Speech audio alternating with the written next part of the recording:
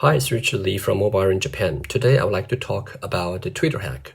For some of you, Twitter hack might be yesterday's news, but I think there are still many things we can learn from the security incident to prevent that from happening again. About 3 months ago, Twitter was hacked. 130 accounts were affected, and 45 accounts were used in a Bitcoin scam. Within 2 hours, the criminal got away with $200,000 worth of Bitcoin. The Twitter hack has been covered in many news and reports.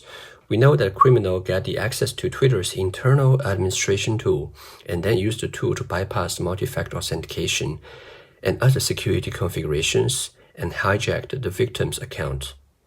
How did they get access to the Twitter's internal tool? The criminal used a technique called phone spear phishing combined with their social engineering skills to get a credential of some Twitter employees. In a normal phishing attack, the bad guy sends you a link which brings you to a fake website. They hope you will input your username and password so that they can steal that. Unlike the normal phishing attack, in the phone spear phishing, the bad guy calls you directly on the phone and start a conversation and trick you into thinking he's one of your colleagues. The phone spear phishing is much more difficult to prevent compared to the normal phishing attacks, and the bad guys are getting better and better at that.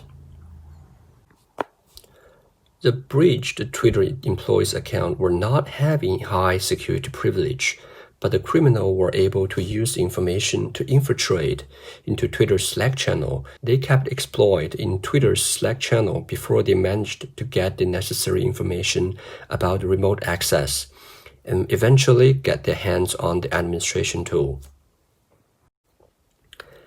As one of the biggest social network platforms, I'm pretty sure Twitter have the best security solutions implemented. They probably have stronger security than many of your organizations, yet they are breached. If the Twitter can be hacked, so can your organization. I kept thinking how this could have been prevented. 2 things came up on my mind. First, they could have implemented conditional access to all their services.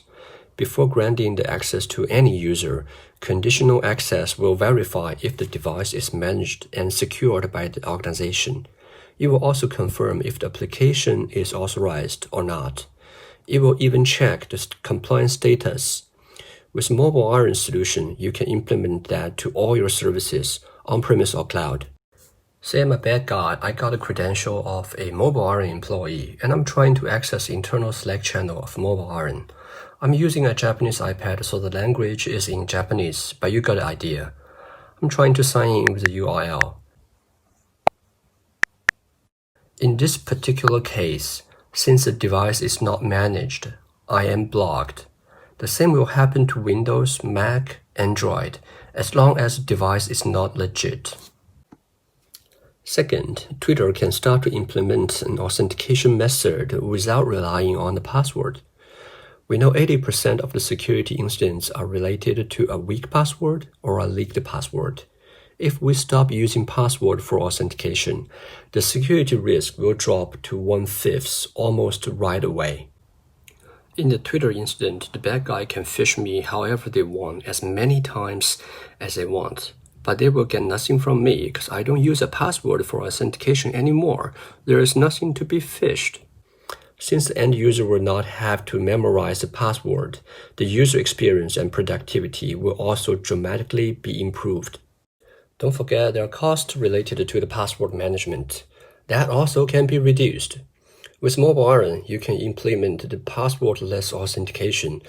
We call that Zero Sign On, ZSO. To all your services. Let's take a quick look at a demo. This time, I am a legit Mobile Iron employee. I downloaded the Slack application from the company's app store, so both the device and the application are managed and secured. I'm trying to sign into the Slack channel. Though I'm not inputting the password, the device is using the user certificate of mine for authentication, which is much secure and more convenient than using the password. Isn't that great? I bet your employee will love such user experience. Key takeaways from this video is, first, the mobile iron's conditional access, which check the device, application, and compliance. It can be integrated to almost every services to secure your organization. Second is zero sign on, which provides you with stronger security, better user experience, and productivity, and also lower your cost at the same time. Hope you enjoyed this video. Thanks for watching. Please also subscribe to our YouTube channel.